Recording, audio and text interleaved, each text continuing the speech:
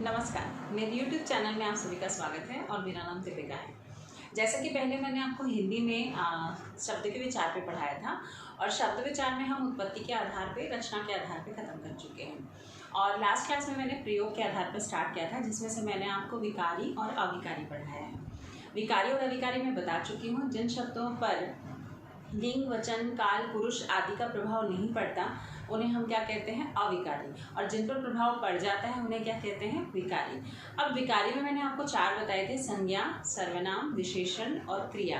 अब मैं आपको चारों स्टार्ट कर रही हूँ। तो आज सबसे पहले हम संज्ञा से शुरू कर रहे हैं, ताकि हम संज्ञा को जब समझ जाएंगे तो फिर हम सर्वनाम को समझ पाएंगे, फिर सर्वनाम के बाद विशेषण और फिर क्रिया, धातु, वाच्य, इनकी बात करेंगे। चलो स्टार्ट करते हैं आज हम लोग, जिसमें मैं आपको सबसे पहले बता दूं कि मैं क्या पढ़ा रही हूँ। तो मैं आपको प्रयोग के आधार पर पढ़ा रही हूँ और प्रयोग के आधार पर भी क्या पढ़ा रही हूँ? विकारी शब्द। ठीक है। और विकारी में हम लोग पहला शब्द कौन सा ले रहे हैं? संज्ञा। ठीक है। अगर हम संज्ञा की बात करें तो संज्ञा का अगर शाब्दिक अर्थ निकालें या संज्ञा का संधि करें, अगर संज्ञा का शाब्दिक अर्थ पूछे तो उसका अर्थ होता है नाम। संज्ञा का अर्थ क्या होता है? नाम। और अगर संज्ञा को हम लोग संधि करते हैं तो यहाँ पे सम जमा, जहाँ भी ये होता है ना बेटा अनुस्वार, ठीक है, इसको हम क्या करते हैं? म में बदल देते हैं जब हम संधि कर रहे हैं, वो भी अर्ध म में। ठीक है। तो ये क्या हो जाएगा? सम, और दूसरा क्या हो जाएगा? ज्ञा। तो सम जमा ज्ञा। अब यहाँ सम का अर्थ क्या है, ज्ञा का क्या अर्थ देते हैं? सम का मतलब होता है सम्यक, सम्यक का मतलब होता है समान, और ज्ञा का क्या अर्थ होता है? ज्ञा का अर्थ होता है ज्ञान, ज्ञान कराने वाला। तो क्या कह सकते हैं कि जैसे अभी एग्जाम्पल दूं तो मैं किसी भी चीज़ को आपके सामने प्रेजेंट करूंगी तो उसके नाम के साथ करूंगी। जैसे इसे मैं पेन कह रही हूँ, या फिर मैं इसे हथेली कह रही हूँ, हाथ कह रही हूँ, या फिर मैं बुक का नाम लूँ, या मैं किसी टीवी का नाम लूँ, किसी ब्रांड का नाम लूँ, किसी नदी का नाम लूँ, किसी जगह का नाम लूँ। तो मैं आपको जब भी आपके सामने किसी भी चीज़ को रिप्रेजेंट करती हूँ तो मैं उसके नाम के साथ आपको प्रेजेंट करती हूँ। इसका मतलब क्या है कि दुनिया में जितनी भी चीज़ें हैं उन सब का एक नाम है, और उसी नाम को हम लोग संज्ञा कहते हैं। इन्हीं संज्ञा के आधार पर निर्धारित होती हैं लिंग, इन्हीं संज्ञा के आधार पर निर्धारित होता है उनका वचन, और इसी आधार पे हम क्रिया में भी परिवर्तन करते हैं कि संज्ञा अगर स्त्रीलिंग है तो क्रिया भी स्त्रीलिंग हो जाती है, और अगर संज्ञा पुल्लिंग है तो वो भी क्रिया भी पुल्लिंग हो जाती है।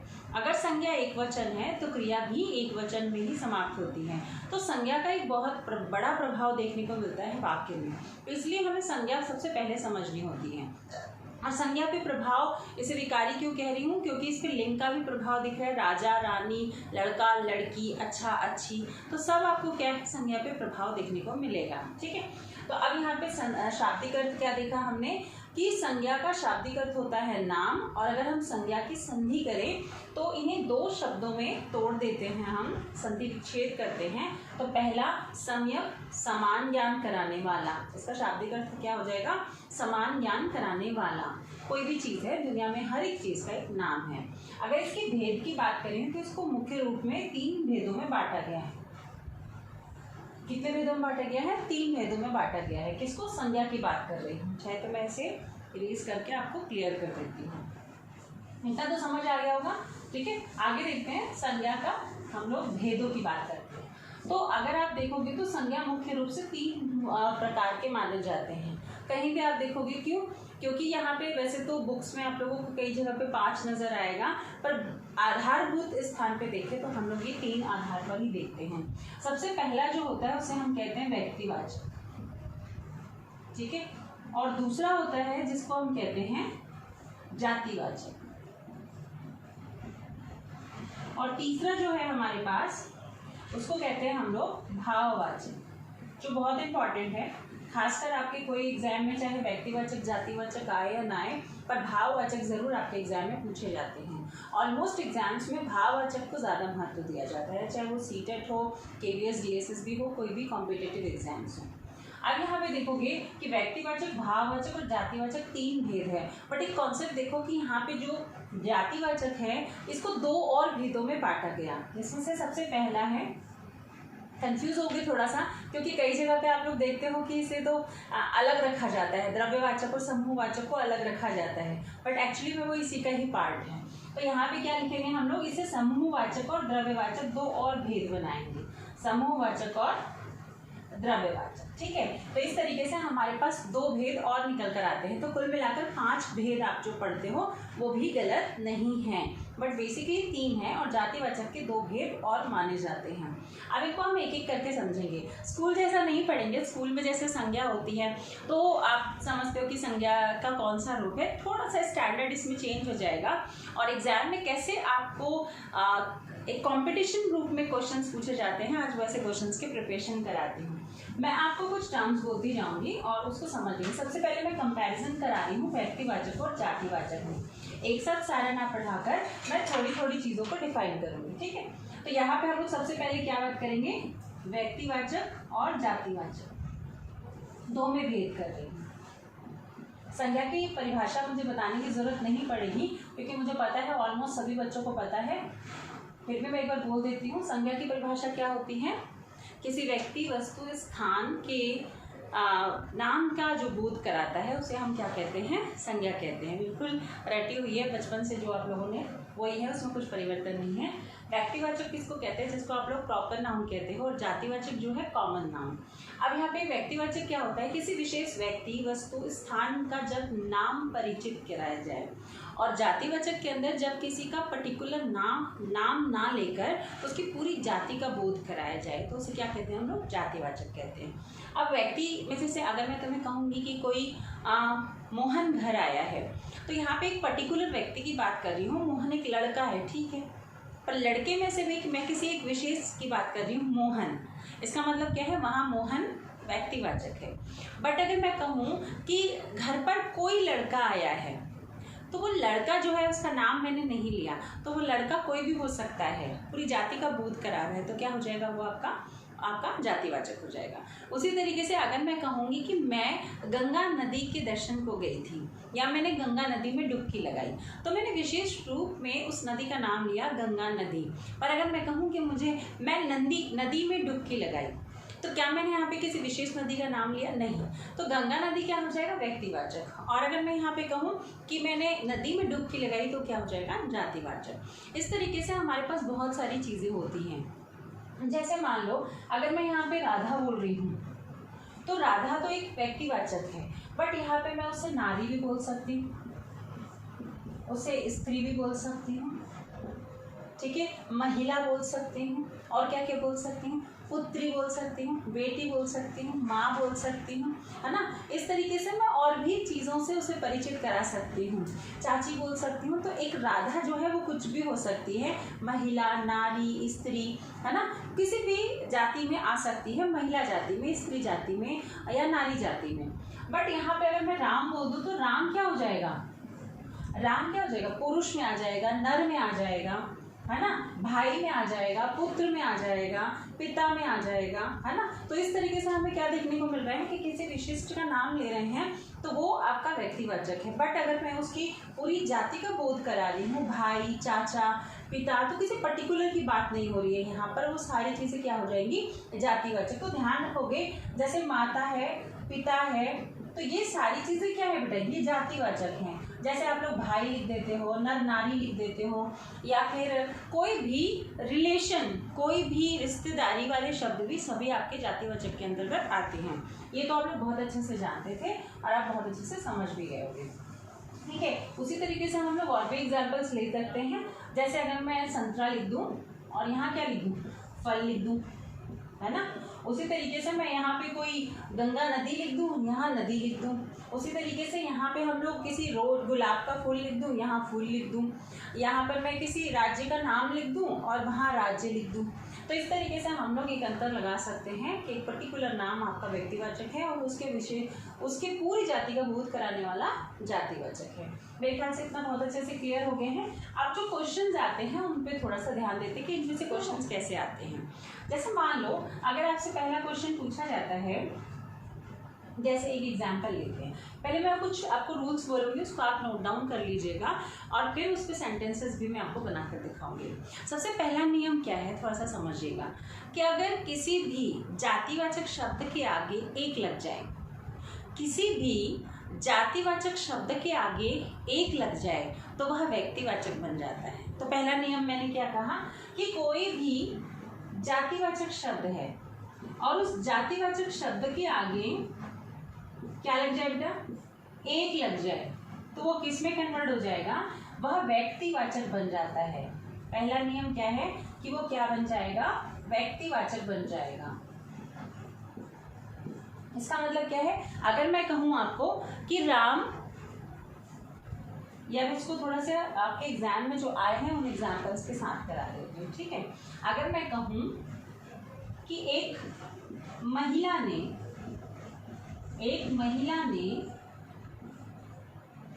एक पुरुष की या एक नर की हत्या कर दी, मेरा सेंटेंस है, ठीक है।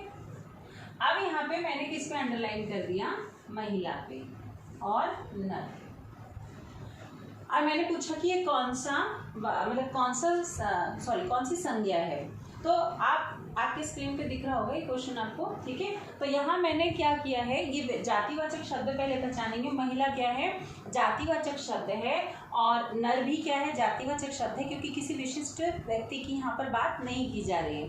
तो मैंने आपको शॉर्ट ट्रिक क्या दिखाई है कि किसी भी जातिवाचक शब्द के आगे अगर एक लग जाए तो वह व्यक्तिवाचक बन जाता है। इसका मतलब अब ये क्या है, ये आपका व्यक्तिवाचक बन गया। ध्यान रखोगे ये दोनों क्या हैं, व्यक्तिवाचक हैं। समझ आया, बिल्कुल सिंपल सा कॉन्सेप्ट है। फिर से बोल देती हूँ मैं कि यदि जातिवाचक शब्द के आगे एक लगा दो तो वह व्यक्तिवाचक बन जाता है। बिल्कुल सिंपल सा कॉन्सेप्ट है। क्लियर है सबको? किसी भी आधार पे देख सकते हो। अगर मैं कहूँ एक राजा ने भरी सभा में दंड दे दिया, तो एक राजा ने, या राजाओं की सभा में बोलती तो बात अलग था, मैंने क्या कहा, एक राजा ने भरी सभा में दंड दे दिया, तो वहाँ एक राजा क्या हो जाएगा, वहाँ पर आपका व्यक्तिवाचक हो जाएगा। उसी तरीके से हम लोग और भी ले सकते हैं, जैसे अब बहुत सारे गवाले हैं, बहुत सारे लोग काम कर रहे हैं, और वहाँ पर किसी जातिवाचक शब्द के आगे एक लगा दोगे, तो जैसे बच्चे मैदान में खेल रहे हैं, यहाँ पे क्या हो जाएगा, जातिवाचक है, ठीक है, बच्चे बहुत सारे हैं, बच्चा है ना। बट अगर मैं कहूँगी कि एक बच्चा छत से गिर गया, बच्चा छत से गिर गया, तो एक बोध हो रहा है कि बच्चा छत से गिर गया, मतलब ठीक है बच्चा किसी एक का है, बड़े जैसा कि यहाँ एक लगे चाहे ना लगे, बट यहाँ पे बोध किसका हो रहा है, बच्चा छत से गिर गया। क्रिया में आपको एक वचन का बोध हो रहा है, तो आप इनके आधार पर अपने एक सेंस के बेस पर भी आपको आंसर निकालना है कि एक लगा हो चाहे ना लगा हो। बट अगर मैं कह रही हूँ कि बच्चा छत से गिर गया और वहाँ बच्चा पे अंडरलाइन करके पूछा जा रहा है, तो क्या मैं उसे वहाँ जातिवाचक लगा सकती हूँ? शब्द का बोध कराए तो बिल्कुल बच्चा जातिवाचक है, क्योंकि किसी पर्टिकुलर बच्चे का नाम नहीं लिया गया है। ध्यान रखोगे, मैं फिर से बोल रही हूँ, जो चीज़ को समझोगे कि बच्चा बोला जाए तो बिल्कुल जातिवाचक है, और बच्चा छत से गिर गया किसी एक बच्चे का बोध हो रहा है, इसीलिए उसको शुद्ध रूप में क्या बोल सकते हैं हम लोग, एक बच्चा छत से गिर गया, तो क्या हो जाएगा, वो व्यक्तिवाचक में परिवर्तित हो जाएगा। क्लियर है? आगे देखते हैं, थोड़ा सा और एक्सप्लेन करती हूँ मैं कुछ और एग्जाम्पल। दूसरा नियम क्या है, पहला नियम अच्छे से समझ के, दूसरा नियम ये कहता है कि किसी भी व्यक्तिवाचक शब्द के आगे, व्यक्तिवाचक शब्द के आगे अगर हम कई, अनेक या बहुत लगा दें, तो वह किस में कन्वर्ट हो जाएगा बेटा, वो किस में कन्वर्ट हो जाएगा, वो जातिवाचक में कन्वर्ट हो जाएगा, जातिवाचक में कन्वर्ट हो जाएगा। जैसे मैं यहाँ पे बोलूँगी व्यक्तिवाचक, अब व्यक्तिवाचक शब्द क्या है, जैसे बहुत सारे लोग हैं और उनमें हम लोग व्यक्तिवाचक शब्द का प्रयोग कर सकते हैं। जैसे आपके एक एग्जाम में क्वेश्चन आया था, भारत में सॉरी ये वाला मत करो, ये लिखो, ये वाला एग्जाम्पल बहुत अच्छा रहेगा आपके एग्जाम में जो पूछा गया था। सुभाष चंद्र बोस जो थे, उनकी मृत्यु पर ये लेख लिखा गया था कि नेताजी के बलिदान से भारत में अनेक सुभाष जन्मे, नेताजी के बलिदान से भारत में अनेक सुभाष जन्मे। मैंने यहाँ सुभाष जो है क्या है, वो एक जातिवाचक है कि व्यक्तिवाचक? एक व्यक्तिवाचक शब्द है। नेताजी के बलिदान से भारत में अनेक सुभाष जन्मे, तो सुभाष जो थे वो एक व्यक्ति का परिचय ना देकर एक ऐसे व्यक्ति का परिचय दे रहे हैं, एक ऐसी पूरी क्वालिटी को बता रहे हैं कि सुभाष जैसे लोग पैदा हो गए। तो यहाँ पे किसी एक व्यक्ति की बात ना कर उस व्यक्ति के गुण वाले कई व्यक्ति पैदा हो गए उसकी मृत्यु पर।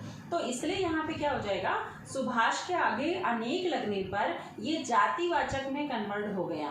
तो अनेक सुभाष का मतलब व्यक्तिवाचक नहीं होगा, क्या हो जाएगा वो जातिवाचक। फिर से बोल देती हूँ, व्यक्तिवाचक शब्द के आगे अगर अनेक लग जाए, कई लग जाए या बहुत लग जाए तो वो जातिवाचक में कन्वर्ट हो जाता है। ठीक है, आगे देखते हैं तीसरा नियम। तीसरा नियम कहता है कि अगर व्यक्तिवाचक शब्द के आगे, व्यक्तिवाचक शब्द के आगे क्या लग जाए, आगे का मतलब समझ लो, आगे आदि में, ठीक है, तो क्या लग जाएगा उसमें, आदि नहीं बेटा, आदि स्टार्टिंग होता है, आगे का मतलब पीछे की तरफ। तो व्यक्तिवाचक शब्द के पीछे अगर ओ की मात्रा लग जाए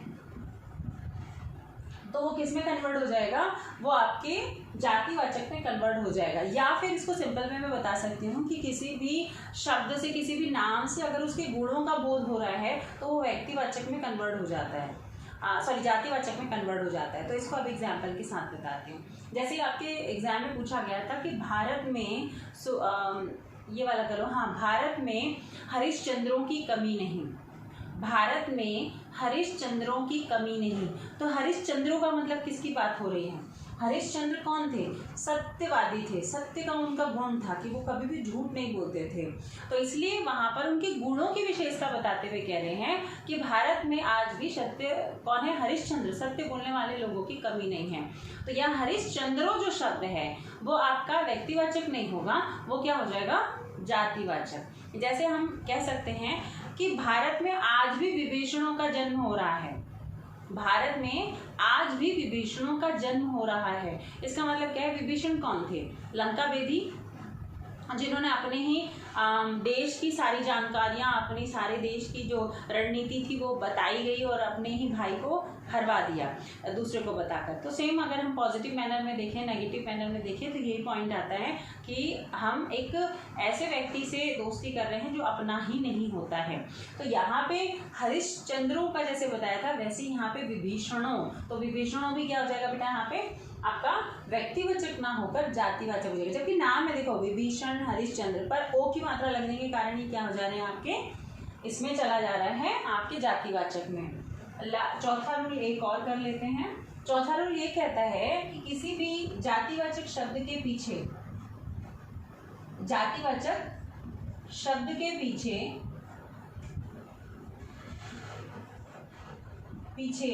अगर जी लग जाए तो वो किस में कन्वर्ट हो जाएगा, व्यक्तिवाचक में कन्वर्ट हो जाता है। किस में कन्वर्ट हो जाता है बेटा, वो व्यक्तिवाचक में कन्वर्ट हो जाता है। थोड़ा सा समझेंगे इसको कैसे। जैसे अगर मैं कहूँगी नेता, तो नेता जातिवाचक है। अगर मैं कहूँगी पंडित, तो पंडित भी जातिवाचक है, क्योंकि किसी विशेष पंडित की बात नहीं कर रहे। बट अभी मैंने एक सेंटेंस बोला था कि नेताजी के बलिदान से भारत में अनेक सुभाष जन्मे। तो जो नेताजी हैं वो किसी विशेष व्यक्ति की बात कर रहे हैं, वहाँ पे किसकी बात कर रहे हैं, तो नेताजी पे अगर अंडरलाइन आता तो क्या होता, व्यक्तिवाचक हो जाता। उसी तरीके से मैं कहती कि आज पंडित जी का आगमन हमारे घर पर शुभ अवसर पर हुआ है, तो पंडित जी पे अंडरलाइन करेंगे तो वहाँ पंडित जो है किसी विशेष व्यक्ति की बात नहीं कर रहा है, ऐसा लगेगा आपको। बट वहाँ पे किसी विशेष व्यक्ति की बात कर रहा है क्योंकि उसके पीछे जी लगा हुआ है, और जी किसी एक का बोध कराता है। तो ध्यान रखोगे, तो किसी भी जातिवाचक शब्द के पीछे यदि जी लग जाए तो वह व्यक्तिवाचक शब्द कहलाता है। जैसे पंडित जी है ना, शर्मा जी, ये ऐसे कोई भी सरनेम के पीछे भी हम लोग लगा लेते हैं। तो इस आधार पे हम कह सकते हैं कि ये सारे शब्द क्या हैं, आपके जातिवाचक या व्यक्तिवाचक में कन्वर्ट हो जाते हैं। मेरे ख्याल से बहुत अच्छे से समझ आ गया होगा। ये चारों नियम आपको क्लियर होना चाहिए कि जिसमें अलग अलग तरीके से हम लोग क्या करते हैं, कन्वर्ट करते हैं या चेंज करते हैं। नेक्स्ट क्लास में हम लोग इसके आगे का पढ़ेंगे, जिसमें हम लोग व्यक्तिवाचक और जातिवाचक से रिलेटेड कुछ थोड़ा सा ओरिजिनल भी पढ़ सकते हैं। प्लस हम लोग बात करेंगे भाववाचक की, जो कि बहुत इंपॉर्टेंट टॉपिक है, उस पर हम पूरा डिस्कस करेंगे। ठीक है, ये जो क्लासेस हैं ये सभी के लिए उपयोगी हैं, चाहे वो बीएड एंट्रेंस हो, सीटेट हो, या फिर कोई भी क्लास हो, आपका केवीएस हो, डीएसएसबी हो, हर कॉम्पिटिटिव के लिए इम्पॉर्टेंट है। उम्मीद करती हूँ आप सभी को क्लासेस पसंद आ रही होंगी। लाइक और सब्सक्राइब करना ना भूलें और शेयर भी करें। नमस्कार।